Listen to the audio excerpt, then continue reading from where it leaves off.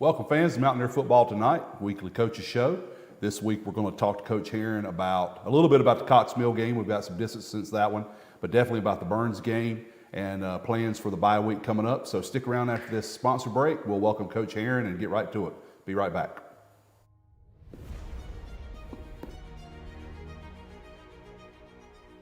Welcome to Mountaineer Football Tonight, the weekly coaches show for Kings Mountain High School, brought to you by KMHS Sports and the Kings Mountain Touchdown Club.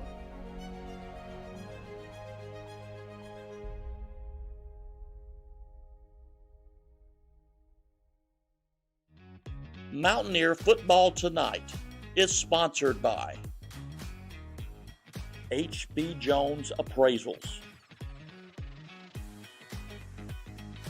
KM Family YMCA, KM Paint Pros LLC, Arthur Services Incorporated,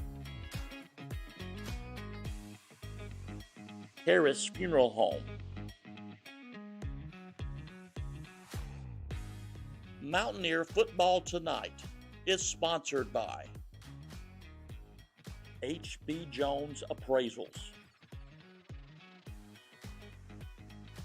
KM Family YMCA, KM Paint Pros LLC,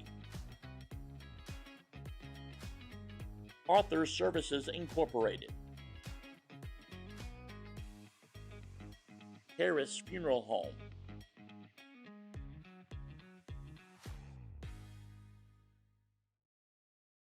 Coach, welcome. Sir. Good to see you again. See you. Let's talk real quick about the Cox Mill game. Got off to a quick start. They had a good kickoff return and scored pretty quickly, but then we tied the game very quickly right after that. I'm going to ask you a couple more things about it, but tell me about the fast start, like for both sides. What'd you think? Well, you know, it worries you when you come out and you don't get them stopped right off the bat, and we knew they had good athletes, and we were going to have to play well on the back end, and you know, it was great just to be able to answer and make it even. Of course, you know, the whole thing with the weather kind of changes the whole dynamic. But when it's early like that, it's good just to kind of keep your cool. You know, same thing happened the other night. Mm-hmm. So keep it cool and hang in there and get settled in. And I thought our guys did that. I thought so too, because like I made the notes here. Like we went right back in the second quarter and started strong. We took the lead on Josiah's touchdown at the 9:55 mark.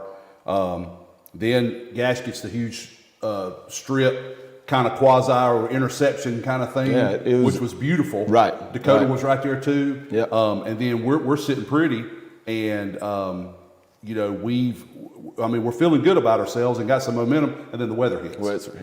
Yeah. And that was a great play, and it's ruled an interception. So great job by Gash to pull it out, and Dakota to be there to pick it up right there on the ground. So that was good. Then the weather hit, and then it became a fiasco. To try to get them back up here and all that. Yeah, they didn't want to play, and Coach Matt Bridges, did a great job.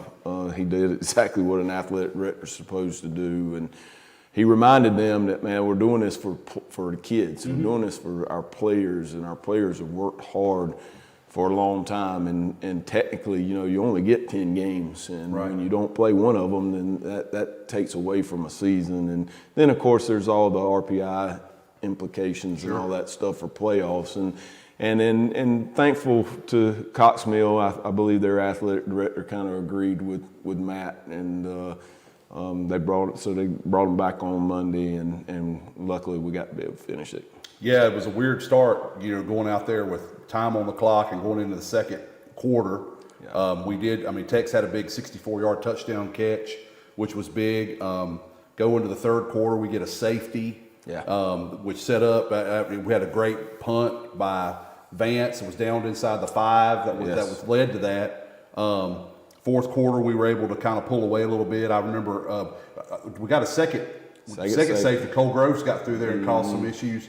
The only thing that I saw that I know, and I could see the difference between the Cox Mill game to this week, penalties were a little bigger. Yeah. But I also thought that the crew was a little bit more critical. I thought they called a few more. I'm not bashing them. I just thought they called a little more than the crew did Friday night. And the guys played a little more Friday. But I would assume that's probably some stuff that you worked on and cleaned up. Well, we it's hard, you know. Practicing for penalties is hard. Yeah, it is. It's just technique. I mean, you're either doing your technique right or you're not. And so unless you're getting unsportsmanlike and things like that, which we can fix, but that's not what it was. You know, here's my card. That, if you ever see me on the sideline with making notes, I carry that with me all the time.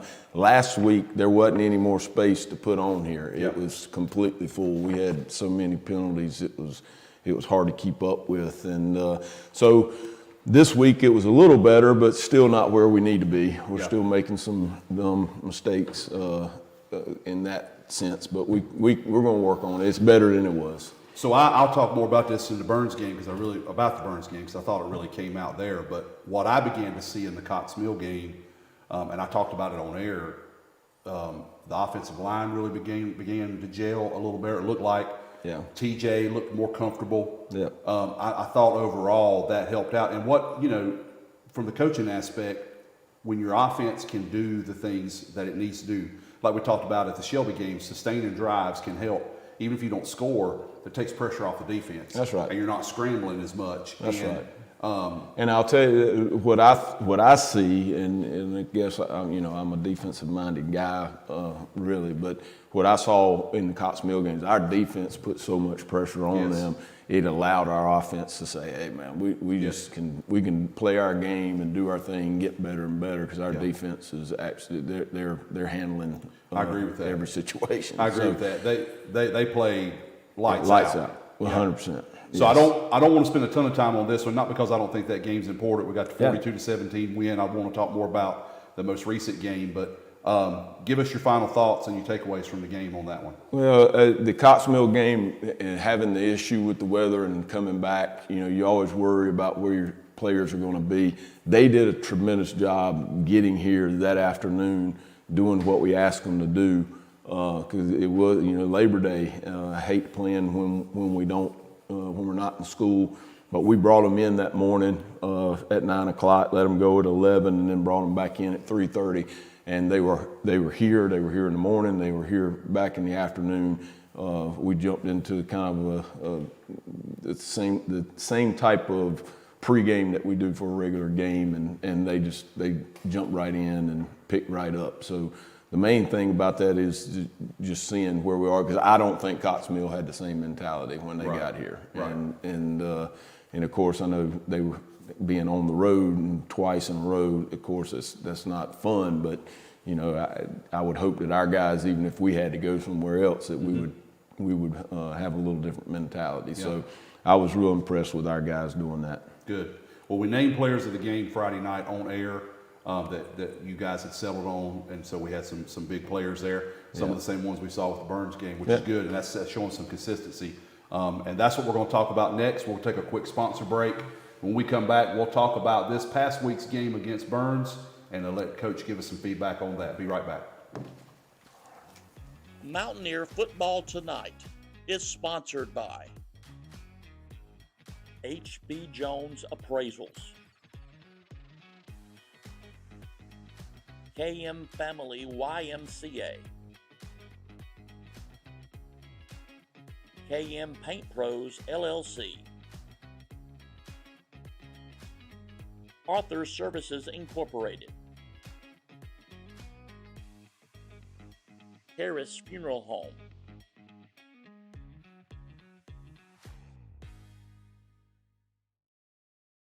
Welcome back. We're going to talk now about the Burns game. Coach, a county rivalry. It's a real good atmosphere always to be in and do great things. I was really impressed with our opening drive. I mean, I was impressed with the game overall, but I thought that opening drive, I know it didn't end the way you wanted it to, but that's okay, because I think, we even though they hit us pretty quick with a touchdown, we settled, I thought, and recovered from it. And that's what I always say, how do teams respond to adversity? Because you're not gonna win every battle in a football game. That's right. But that opening drive to me was really balanced. I mean, we worked down the field really well. I thought our execution was great. I know, like I said, you didn't want to give the ball up there, but were you pleased with how the game started? Aside from the turnover, of course. I was. It was a 6-play. We had the ball 6 plays, went 50 yards or so, and we're right there knocking on the door. And of course, if you stick it in right there, I think it kind of it weighs on your opponent a little more. You fumble the ball on the 3, which is not what we want, and that's something that we've got to get better at. We can't give the ball away, and that was bad. The thing, as soon as we went out on the field, I told the defense, "Hey man, just keep them down there. Let's make them punt. We'll get the ball back, and we'll do it again."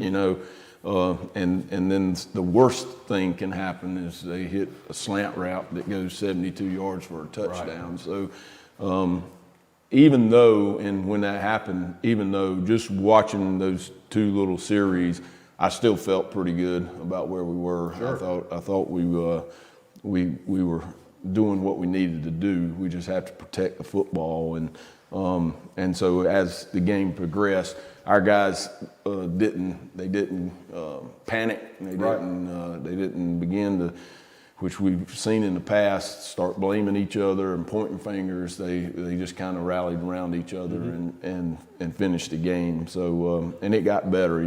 I went through and wrote down all the drives, and it got better. Sure. I thought the second quarter. Yep. I know it's a young season, but the second quarter to me was one of the best played quarters we've done so far. Lots of action. You had the huge touchdown to Tech, 77 yards. With a great catch. Yeah, great catch. Tremendous catch. Yeah. You've got Josiah had a big run. I mean, we're up 24-6. You used your timeouts in a great way. You were able. We got the ball back. Right. You're there at the end of the half, trying to go and do something again. I'm assuming Drew brought this up in the press box on air Friday night. I'm assuming you guys have a 2-minute drill. You probably practice it. And it was, we were trying to execute that. The second quarter to me was really, really good. I thought it was strong for us, and I think it set a good tone knowing they were going to come out with the ball in the second half. I think it set a good tone for our boys. Right, and the thing about it is after they scored, we got the ball back and we go down. We end up in that 4th and 8 situation, and you call on Matt to go out and kick a field goal because you just want to get points on the board, and it's not an easy one. And he knocks through a 32-yard field goal that gets us on the board, and that was nice. What you got to know, what you need to notice about that from that point on, just looking at my notes on that next drive, defense goes 3 and out. And then we have the quick score. JoJo had a great night, but even that, he scored on a 36-yard run. He got hit in the backfield. Yeah. And he bounced off 2 guys and then went 36 yards for a touchdown. That's great for JoJo, not good for our offensive line. Right. We've got to do a better job. But here's the thing, their next drive, 3 and out. They're off the field, we get the ball back. That's when we had the Tex has a 77-yard touchdown pass, and we're up 17-6. The next drive, 3 and out. Yes. So that to me, that's the part, and people will always say, even I guess my wife will say that I tend to lean to the defensive side because that's what I've coached for a long, long time. But I thought our offense did a great job. Yes. That our defense, when you can get those 3 and outs and get the ball back to our offense, especially when they're clicking, yes, it's beneficial. So all of that was good. And after that 3 and out, we had a punt that was our best punt of the punt return of the night. Called back for a holding penalty, which if that goes through, it would have been great. And then the next series on defense, 3 and out. Yes. So that's 4 3 and outs in a row, and I think that's where it really. I think they were kind of stunned, and I think so too. It was kind of like man, if we can't even get a first down, you know, and I think that's where we really took off. Of course, we came up short on the next drive offensively, and I told Eli, put Eli in on the punt team, and I told him we practiced, you know, fake this week, and it didn't work exactly the way it was drawn up. It would have, but had our right side heard the call, but when they came on the field, they said, "Coach, we didn't know." And so we got to do a better job with that. Right. Communication is important, but Eli got us a first down, and then of course we take it on down and score on that drive. So I'm with you. That second quarter was huge for us. We go in at halftime up 24-6. Sure. And that was nice. Now it wasn't over, and that's what I was worried about in the second half. But the second half wasn't quite as good as that second quarter, but it was enough to win. I agree, and it showed some things to me, both offensively and especially defensively. I'm like you. I lean more toward the defense, but you do have to score to win. Yeah, I got to. But I think that they did a great job, and that's what, to me, you know, of course, doing the broadcast, but even as a fan, watching, it began to look like we're clicking a little better. Yeah. Things are flowing because, like you said, defense does their job and they do it well and they give you the ball. Okay, now go do something with it. And we did. Yes. We were able to move. And the thing about it was we didn't move we weren't exclusively just running the ball, or we weren't having to be forced to just throw the ball. We were able to do both and move the ball down. I thought TJ did a good job, you know, checking down and finding outlets. The line gave him a clean pocket on several of his throws. Yeah. You know, again, it's a work in progress, but they look like they're feeling better about how they're playing, and they're playing better together. Right. Yeah, well, that's the great thing about it. Is I don't see any animosity between our kids right now, and that's what we got to keep going. I think they're all buying into the idea of that we got to do this together. Sure. And so that's got to remain. And so that's the exciting part.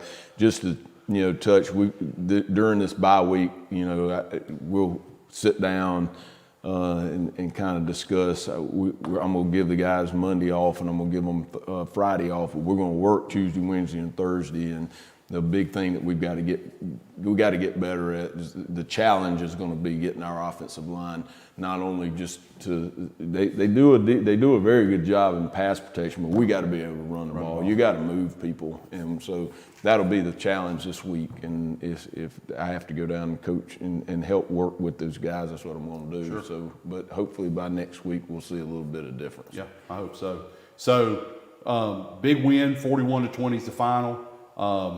Coach, just give us your final thoughts and your 3 takeaways on that game before we go to the break. The first takeaway is we got to score in the red zone. We get the ball down there close. We can't turn it over. We can't fumble it. We did that twice. So you go back and those 2 scores, you get the ball on the 3 and fumble it and give it back. We had the ball on the 8 and fumbled it and gave it back. You score those 2 times, it's probably even. They probably don't get 20 points. Right. So. We got to score in the red zone, and the second thing is the place that everybody overlooks is that the kicking game is important. Yes. And I think our kicking game was a little bit better than theirs, or maybe much better than theirs Friday, and that could have played a big part of in what the score and the outcome was. And then the last one is going back to what we were just talking about a minute ago. Negative plays are a killer, and we got hit in the backfield way too many times. Sometimes JoJo saved us by bouncing off somebody and ended up getting yardage, but I didn't write it down. I'm gonna go back and look at it, the number of times we had negative yardage on a run play, and that can't happen. I mean, we're running the ball, we gotta at least get back to the line of scrimmage, if not, and of course, gain yardage, but too many, and they're not sacks. It's not sacks, it's actually hitting a running back in the backfield. Negative plays are a killer. We got to get that worked out. Yeah. Well, like you said, it's a work in progress, and we'll work this week. And it's good to have a week before we start conference play. Yes, that's a good time to have it. Yep. So that's a big win Friday night against Burns, 41-20. We come back, we'll do the players of the week. Was going to ask about the bye week. Coach has already talked about it, so I don't have to go there. We'll do the players of the week, and we'll do the Ask the Coach segment. So hang around and come right back. Mountaineer Football Tonight is sponsored by H.B. Jones Appraisals. KM Family YMCA. KM Paint Pros LLC. Arthur Services Incorporated. Harris Funeral Home.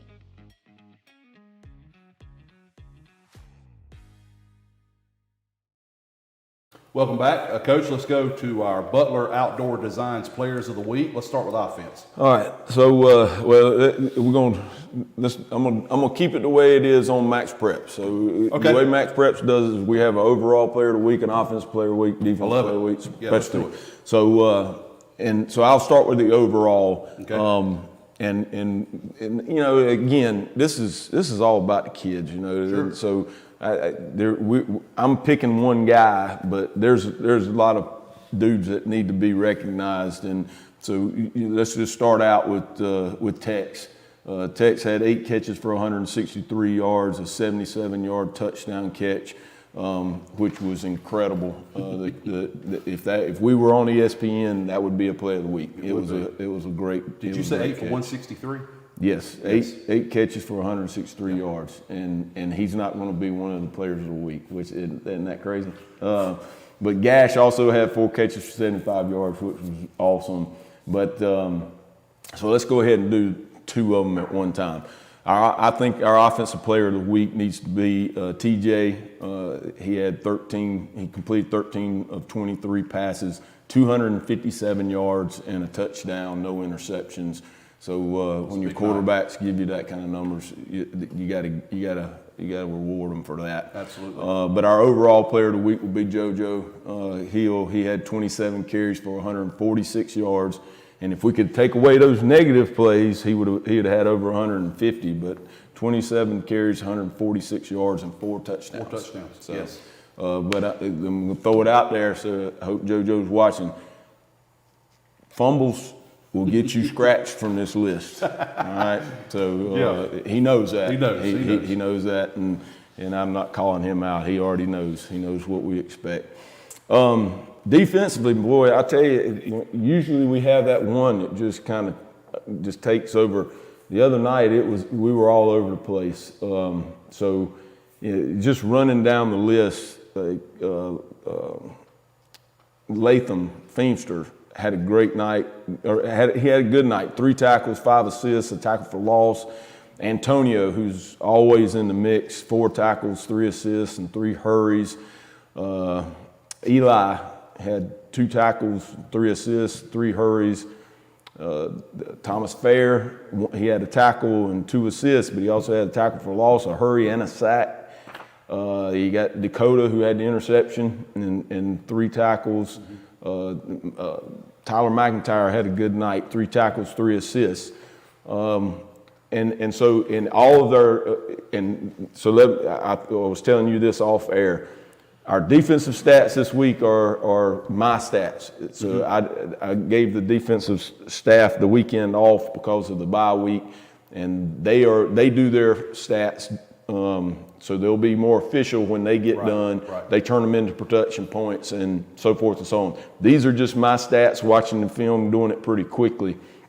Samaj Odom ended up with 2 tackles, 3 assists, had a tackle for loss, and a sack for 8 yards. He played hard all night. They all do. They play hard, but I'm going to go with Samaj Odom as the defensive player of the week. He's a junior, and he had a great night. We thought that he got after it pretty hard. So that's who I'm going to go with defensively. Coach, I think those are great choices. Yeah. I'll say 2 things about all of it. One, what's impressed me most about Tex is that it's not a brand new position, but he's not always played a ton of receiver. Mm-hmm. And I'll say this on air Friday night, that he, playing as well as he's playing, just shows his ability, that he's worked hard to get where he is and do well. He is a problem for other teams because he's hard to cover. There's no doubt. And Samaj, I will say, Lamont talked about him from the JV season, about how good he is and what the impact he would make. But one of the things I love about what you talked about there, Coach, is those defensive stats are phenomenal, but they are spread out. Spread out. So what that tells you as a coach, but even as a fan, I want people to understand, that shows you that we're getting a lot of people to the ball. We're at the point of contact. Sometimes we're at the mesh point. Oftentimes we're at the mesh point, but they're playing just a tremendously high level of defense. Yeah. It's not just one or two guys that are making five tackles here and 10 tackles there. Those stats tell it, and it's not just tackles. You've got hurries. You've got tackles for loss. Yep. You've got assists, and I love that about what we're doing. Even in the last two games where they've scored on us, they don't get demoralized. They go right back and go right back to work. And that's what Coach Carroll and his staff has emphasized this past week is getting players to the ball. We kind of, when we have the tight copy of our video, and it's a little bit different because Huddle does it a little different now that it's video on its own. But if you're not in that tight copy when the whistle blows and play ends, then you're basically loafing. Right? You don't care where you are. If once we get that guy on the ground or the ball's there, everybody needs to be at the ball, and that was our emphasis last week. And Coach Carroll and his group did a great job, and that's why you see all of those people there. That's impressive, and that actually leads us, Coach. We do the segment about asking the coach. We actually will go into. We have a defensive question for you. All right, but now you got one more player to I do. Special teams. Thank you. I'm sorry. Thank you. And because I don't want to leave this guy out, but also Vance, he only had to punt twice. He had a 38-yard average, which is pretty good. Tremendous job. Yes, he's doing a great job. It's awesome to have him punting for us full time. But we got to go with Matt Rom as a special team player of the week. He had 8 kickoffs for a 58-yard average, so in 2 touchbacks. So if you kick it 60, it's a touchback. So he's right there, 58-yard average isn't bad. But he also had 2 field goals. His longest was 38 yards, which that's pretty good it's a good weapon to have. And he was 5 for 5 on PATs. Yes.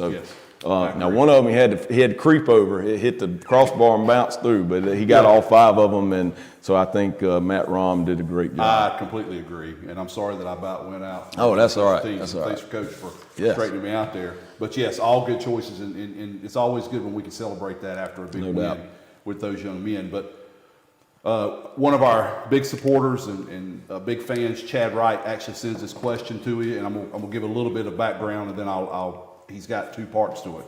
And he types, the 3-3-5 defense seems to be trending a lot at the moment. Chad said he thinks we run a 3-4 or a version of the 4-3. He says, can you talk through the advantages and disadvantages of a 3-3-5 compared to a 3-4 or 4-3? Okay. The most important thing is whether you're an odd front or an even front. Right. So whether it's 3-3-5, 3-4, whatever it is. The advantages and disadvantages is all about the way people are going to block you. And so just for making it the simplest you can, an odd front is harder to block than an even front. Right. That's just the nature of the angles and where people are. So when the 3-3-5, the old days, football goes in trends. Right. So when people started using the 3-3-5, that's when zone blocking became important, because in the 3-3-5, you're going to you send a lot of people. It's a lot of blitzing and all that kind of going on. So the gap schemes kind of have to get tossed away. You got to run zone schemes because you never know where all the blitzing is going to come from. Right. And so once the zone schemes started coming, the 3-3-5 started to disappear, and now people started moving back to an even front. So when you talk about the advantages and disadvantages, it just depends on what you're seeing and the personnel that they have there. Mm-hmm. What we do is we're running the exact same defense that Georgia runs and Alabama ran and Tennessee under Pruitt. All those guys, that's the defense that we run.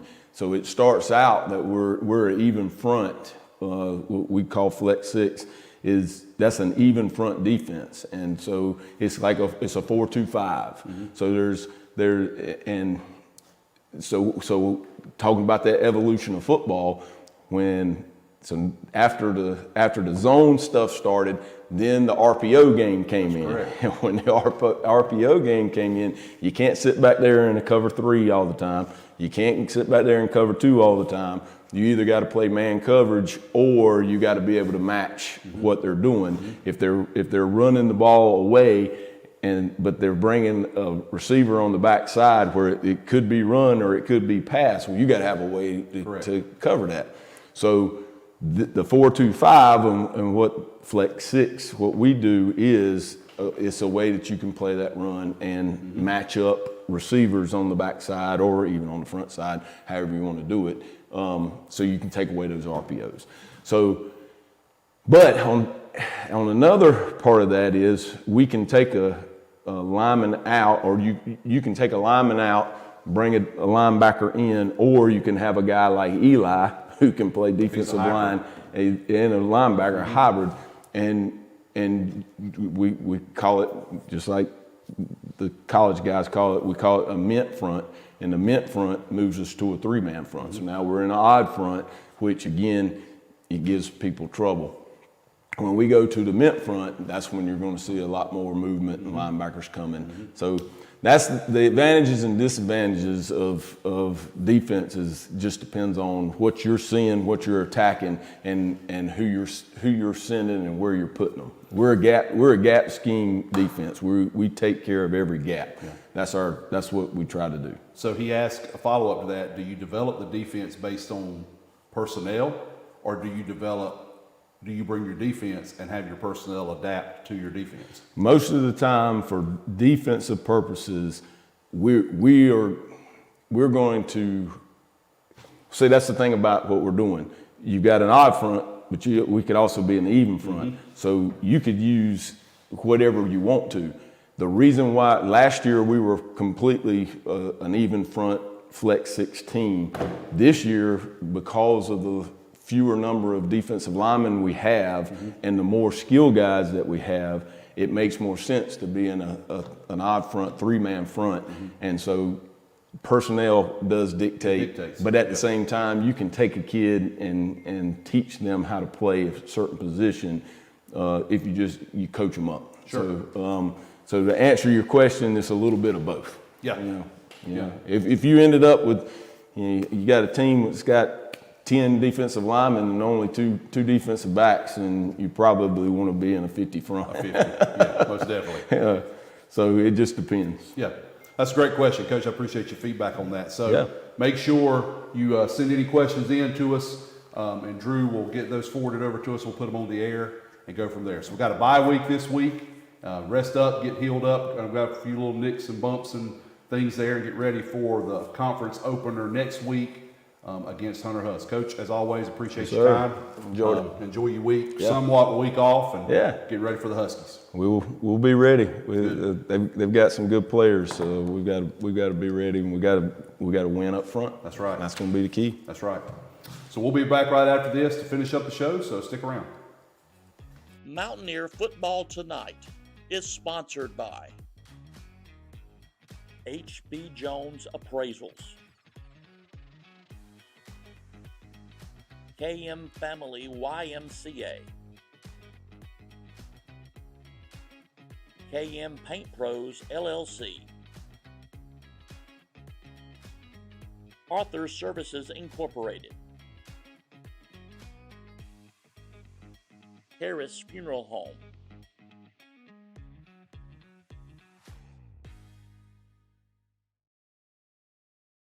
Welcome back, fans. Appreciate you sticking around. Let's talk this week or about what's going on at Kings Mountain High School this week. Drew's got a graphic for us he'll put up. Lots going on at Kings Mountain, as always. We like to celebrate all things athletic and academic here at Kings Mountain. So on the 9th, which is today, by the time you see the show, this will have taken place. Women's golf is at Kings Mountain Country Club hosting a match, and men's soccer will have played East Lincoln. On Tuesday the 10th at 4:30, the volleyball is at Forest View, hoping they can continue their good streak of winning. Cross country is at Cleveland Community College for the county meet. Wednesday the 11th, which is September 11th, Remembrance Day. I know you'll do that. Of course, 6 p.m. soccer at West Iredale, varsity only. I do like the flag. I'm glad you reminded me of that with the flag. Thursday the 12th at 4:30, volleyball is at home versus South Point. That'll be a big match. And women's tennis is at home versus Ashbrook on Thursday. And then Friday the 13th and Saturday the 14th, KM Volleyball is having an invitational. They are hosting here at the high school and the middle school. Drew, do you know how many teams are coming? Don't know how many teams are coming, but it'll be a big event. I am quite certain that it is attracting some very high quality teams because our volleyball program is top notch, and I'm sure Coach has brought in some really good teams to play in that invitational. So please come out Friday and Saturday to support the young ladies in their volleyball matches. As I do each week, I want to ask you to like and subscribe to our sports channel if you have not done that thus far. We love seeing you guys add to the channel and watch our shows each week, the games on Friday night, and then, of course, our coaches show each week on Monday night. Touchdown Club, of course, is always being plugged here, and we love each and every one of you who are a member. We pray. I guess we do kind of pray about it, don't we, Drew? We want you all to join. If you are not already a member, we know that it is because of folks like you who are in the club that we're allowed to do these kinds of things. And as I say so many times, and I will continue to say it always, the Kings Mountain Touchdown Club is about all things Kings Mountain. It supports everything academically and athletically. Go to kmtouchdownclub.com to join, or you can talk to one of us here at the games or Coach Bridges, and we will get you involved in that. We do have a bye week this week, so there will be no game on Friday. Homecoming is next week versus Hunter Huss.